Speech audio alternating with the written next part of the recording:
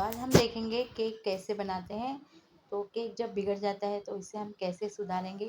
यानी कि जब हम केक बनाते हैं तो ऐसा होता है ना कि केक बिगड़ जाता है, जिसकी वजह से हम दोबारा से ट्राई नहीं करते हैं।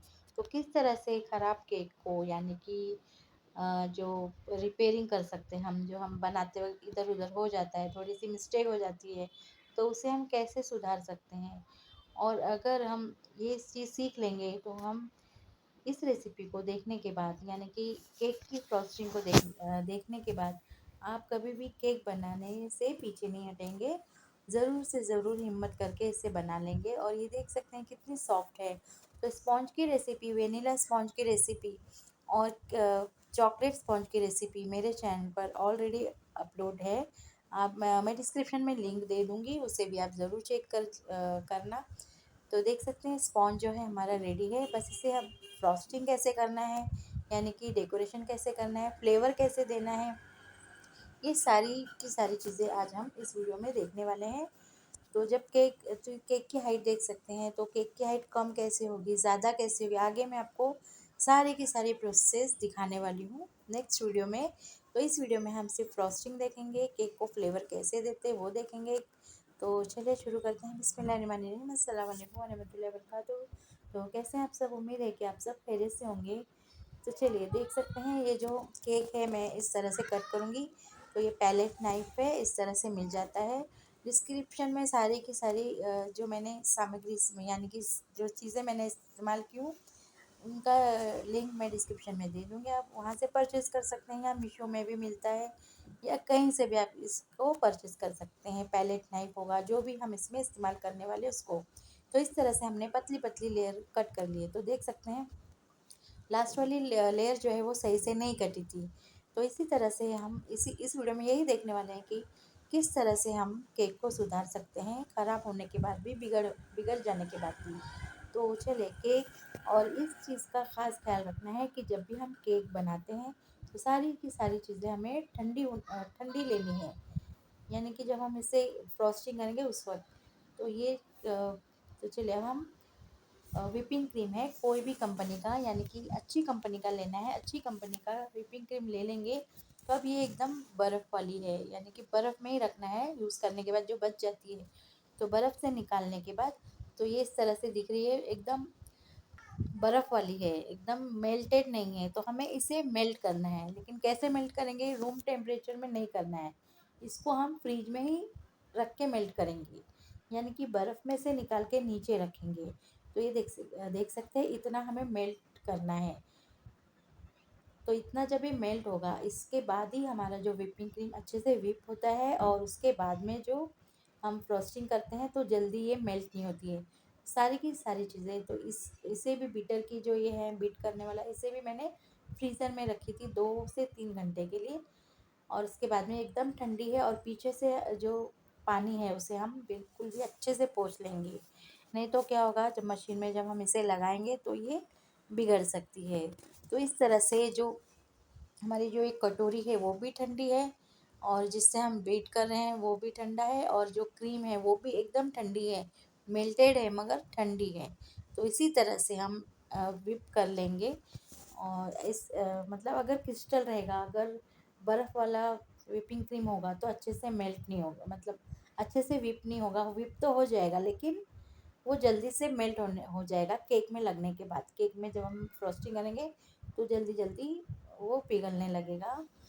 तो इस बात का भी ख़ास ख़्याल रखना है कि गर्मी है या ठंडी। तो गर्मी में तो जल्दी जल्दी हमें हाथ चलाना होता है। तो जब भी आप केक बनाएंगे तो इसकी प्रैक्टिस करनी है, आपने अच्छे से प्रैक्टिस करना है। तो देख सकते हैं क्रीम जो है इतना व्हिप हो गया है कि मैं इसे जब उठा रही हूँ तो ये चोंच की तरह दिखने लगा है।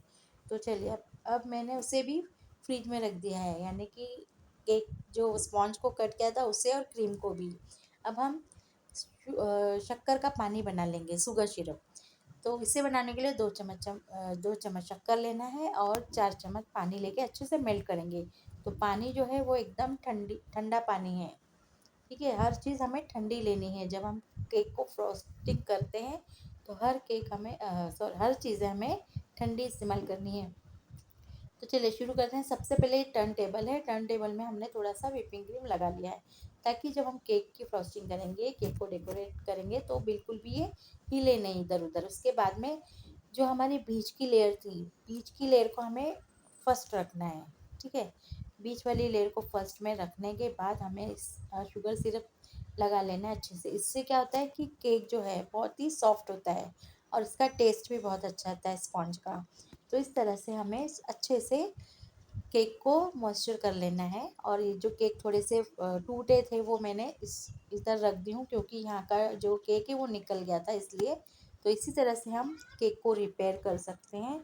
यानी कि हम जब केक बनाते हैं तो ऐसे घबराना नहीं कि हमसे तो नहीं बन रहा है, बस कैसे ना कैसे करके लास्ट में अच्छा हो ही जाएगा। तो पूरा वीडियो ज़रूर देखिए। तो इस तरह से हम क्रीम लगा लेंगे, है ना? फर्स्ट लेयर लगाएंगे और इस तरह से पैलेट नाइफ को पकड़ना है और बिल्कुल भी ज़्यादा दबाना नहीं है, बस जितना इतना ज़ोर लगाना है कि जितने से ये फैल जाए। और केक की जो हाइट है, ये जो स्पॉन्ज की, सॉरी, ये जो क्रीम की जो हाइट है वो हमें आधा इंच या 1 इंच तक रखना है। अब हम फ्लेवर देंगे तो इस तरह से स्ट्रॉबेरी का क्रश, मार्केट में मिल जाता है हर फ्लेवर का, यानी कि मैंगो का, स्ट्रॉबेरी का और पाइनएप्पल का। तो हम जो जब भी हम केक बनाते हैं तो इसी तरह से फ्लेवर देते हैं केक को, ठीक है? तो ये स्ट्रॉबेरी का फ्लेवर मैं आज बना रही हूँ, तो इसे हमें कम से कम 3 चम्मच तक ले लेना है।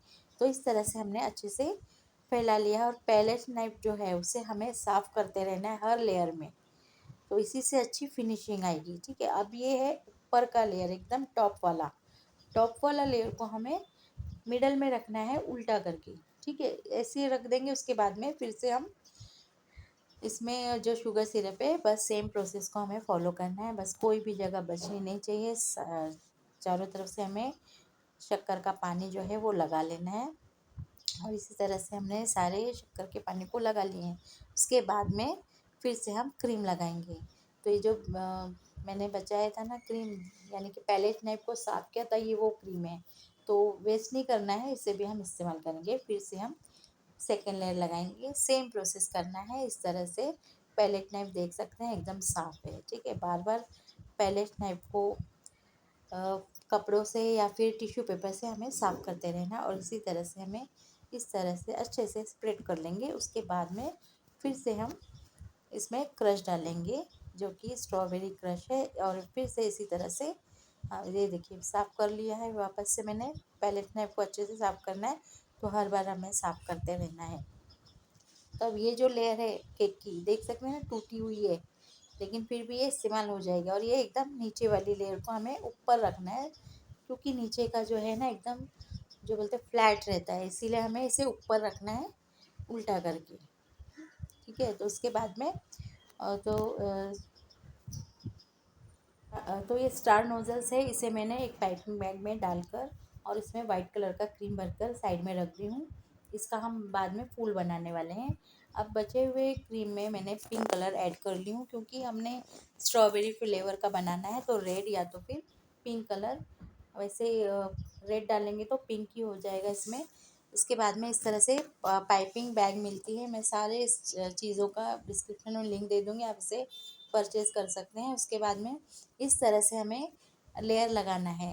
ये ऐसा इसलिए करना है क्योंकि ऐसे करने से अच्छे से चारों तरफ से बराबर बराबर लग जाएगा क्रीम, ठीक है? इस तरह से हमें चारों तरफ से पाइपिंग बैग में क्रीम भरकर, और जो भी कलर आप मतलब लगाना चाहते हैं, सॉरी, जो भी कलर आप इसमें डालना चाहते हैं आप डाल सकते हैं। तो कलर जो है वाटर कलर मिलता है, यानी कि वाटर कलर रहता है, जेल कलर। तो सबसे अच्छा रिज़ल्ट जो है वो जेल कलर में ही आता है। तो कलर भी हमने ठंडा ही यूज़ किया है, यानी कि फ्रिज में रखा हुआ कलर हमें ले लेना है। उसके बाद में इस तरह से ये देख सकते हैं, अच्छे से इसे हमने चारों तरफ से हल्के हाथों से इसे शेप दे देना है। कहीं से भी अगर केक दिख रहा है तो क्या करेंगे, उस पर फिर से थोड़ा सा क्रीम लगाएंगे और इस तरह से हमने चारों तरफ से अच्छे से शेप दिया है। तो शेप देते वक्त देख सकते हैं ऊपर जो क्रीम है ऊपर दिखने लगी है ना, उसे भी हमें इस तरह से साफ़ कर लेना है। तो पैलेट नाइफ है जो थोड़ा सा क्रीम लगा है उसे पोंछ लेंगे। तो ये पोंछते जाएंगे तभी फिनिशिंग अच्छी आती है। तो जिस तरह से ऊपर ये उठा हुआ है क्रीम, उसे इस तरह से हमें लेते जाना है और साफ़ करते जाना है। ये देखिए इस तरह से। तो ये पहला कोट है, हम सेकंड कोट भी लगाएंगे। तो पहले कोट में हमें क्या इसको हम लगा के, क्रीम को लगाने के बाद 1 घंटे के लिए फ्रिज में रख देना है। इससे क्या होता है कि फर्स्ट कोटिंग अच्छे से हो जाती है, तो सेकंड कोटिंग में अच्छी फिनिशिंग आती है इसकी वजह से। तो ये देख सकते हैं मैंने अच्छे से लगा ली हूँ, और जहाँ पर मुझे लग रहा है कि क्रीम रह गई है, यानी कि नीचे साइड या फिर केक दिख रहा है, तो वहाँ पर मैंने और भी और मतलब और क्रीम लगा के अच्छे से फिर से इसे शेप दे दी हूँ। तो इसी तरह से हमें करना है हमेशा, क्योंकि और जितना प्रैक्टिस करेंगे, तो मेरी भी प्रैक्टिस ज़्यादा नहीं हो पाती, इसीलिए इतना जल्दी से फ्रॉस्टिंग नहीं आता है मुझे भी, लेकिन फिर भी मैं ऑर्डर लेती हूँ और फिर भी कंप्लीट करती हूँ, और अच्छे से अच्छा ही रिज़ल्ट आता है। क्योंकि देखिए अंदर जो है केक टूटा है, लेकिन जब हम कट करते हैं तो लेयर सही से दिखी। तो मैं लास्ट में, आपने देखा होगा पहले स्टार्टिंग में कट करके भी मैंने दिखा दी थी। तो इस तरह से हमें देखिए आड़ा टेढ़ा दिख रहा है ना, फिर इसको हमें कर कर लेना है, यानी कि प्रैक्टिस करते रहना है। ऐसा नहीं कि एक बार ख़राब हो जाए तो दोबारा हम प्रैक्टिस करना ही छोड़ दें, या फिर ऑर्डर लेना ही छोड़ दें, या फिर हमें घर घर में बनाना होता है तो घर में बनाना ही छोड़ दें। तो ऐसा बिल्कुल ना करें, प्रैक्टिस करते रहें। तो इसी तरह से हमने ये देखिए फिर से जो है केक, मैंने इसको अच्छे से लगा रही हूँ, और इस तरह से फिर से जो है क्रीम ऊपर आ गई है। तो इसे हमने फिर से इस तरह से शेप दे दिया है। तो देख सकते हैं, तो अभी ये एक फर्स्ट कोटिंग जो है हमारी बनकर तैयार है। तो अब हम क्या करेंगे, इसे एक बोर्ड आता है, तो 1/2 kg का केक मैं बना रही हूँ। तो 1/2 kg का केक का बोर्ड अलग आता है, राउंड शेप में भी आता है, स्क्वायर शेप में भी आता है। तो उसे अभी हमें बोर्ड में रख लेना है। तो ध्यान से, तो ये देखिए इस तरह से आर पार, और ये देखिए केक थोड़ा सा टूट गया है ना। तो इसे भी हम रिपेयरिंग कर सकते हैं बाद में, यानी कि इसे भी हम सुधार सकते हैं। तो ज़रा सी गलती होने होने पर ऐसा नहीं है कि केक बनाना ही छोड़ दें। तो प्रैक्टिस करते रहें, ऐसी गलती नहीं होगी। लेकिन अगर हो भी जाती है तो उसे कैसे सुधारना है, इस वीडियो में मैं आपको बता चुकी हूँ। तो इस तरह से ये देख सकते हैं सही से नहीं उठ रहा था पैलेट नाइफ से, तो टूटने का डर था। तो मैंने क्या की, दूसरा भी और एक पैलेट नाइफ इसमें डालकर अच्छे से किसी की मदद से, यानी कि घर में तो 2-3 जन होते ही हैं ना, तो उनकी मदद से हमने इसे अच्छे से, ये देख सकते हैं, दो दो पैलेट नाइफ से मैंने इसे उठाई हूँ, क्योंकि एक से नहीं हो रहा था इसीलिए। तो इस तरह से धीरे से हमें बोर्ड पे रख लेना है।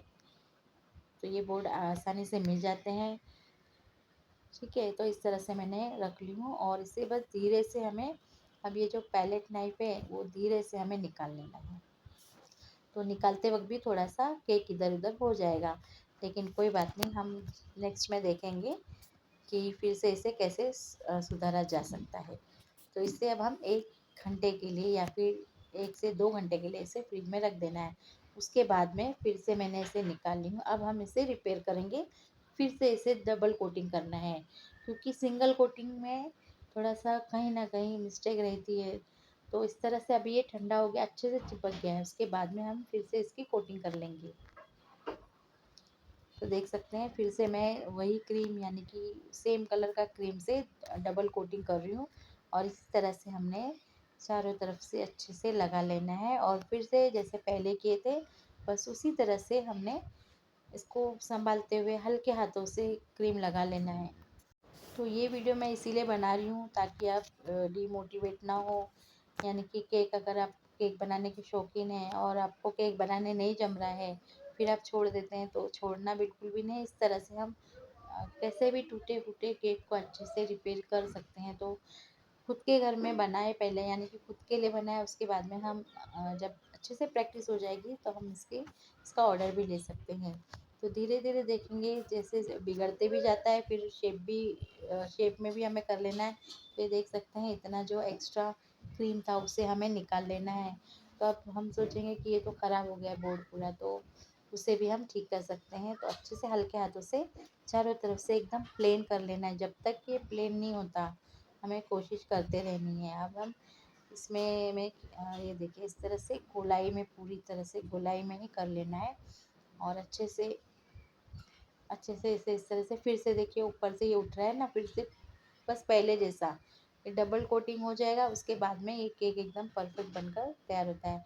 अब ये जो बोर्ड में जो एक्स्ट्रा क्रीम है उसे निकाल लेना है और कपड़े की मदद से या फिर टिश्यू पेपर की मदद से हमें इस बोर्ड को, जो कि ख़राब दिख रहा है, उसे हमें अच्छे से साफ़ कर लेना है। तो आप साफ़ करने के बाद देखेंगे कि ये जो पहले कैसे दिख रहा था केक और अब कैसे दिख रहा है ना? अभी अच्छा दिख रहा है। अगर थोड़ा बहुत इधर-उधर हो भी जाए तो हम इसमें जब डिज़ाइन करते हैं तो वो भी कवर हो जाएगा, ठीक है? तो इसी तरह से हमने कर लेना है और इस तरह से जो है मिलता है, जो स्क्रैपर बोलते हैं इसे, तो ये स्क्रैपर को ले लेना है और केक के जो है ना इसमें हाइट में उसमें हमने डिज़ाइन कर लेना है। एकदम हल्के हाथ से करना है, ज़्यादा दबाएँगे तो केक दिखने लगेगा। तो ये देख सकते हैं थोड़ा-थोड़ा दिख रहा है ना? तो ऐसा ऐसा दिखने लगेगा, इसलिए हमें ज़्यादा प्रेस नहीं करना है, बस हल्के हाथों से प्रेस करते हुए चारों तरफ से हमें इस तरह से डिज़ाइन कर लेना है। तो अब मैंने जो नोज़ल्स रखी थी, स्टार नोज़ल्स, तो उसका हमें फूल बना लेना है। तो देख सकते हैं, तो जो जगह खाली थी वहाँ पर भी मैंने फूल बना ली हूँ। अब हम क्या करेंगे, मतलब दूसरा नोज़ल से पिंक कलर का फूल बनाकर रख ली हूँ, यानी फूल बना ली हूँ। उसके बाद में नीचे साइड में भी हम फूल बनाएँगे, तो जो भी थोड़ी बहुत मिस्टेक थी इसी में ढक जाएगी, बिल्कुल भी नहीं दिखेगी। जब ये पूरा बन जाएगा आपको लगेगा भी नहीं कि ये केक इतनी आसानी से बन जाता है, बस थोड़ी-सी मेहनत करनी पड़ेगी। तो एक बार जब प्रैक्टिस हो जाए अच्छे से, उसके बाद में इतना वक़्त नहीं लगेगा। उसके बाद में मैं यहाँ पर शुगर बॉल्स आते हैं जो मोती जैसे दिखते हैं, उसे हमने इस तरह से लगा लेना है। इसे हम खा भी सकते हैं, ठीक है? ये एडिबल होता है।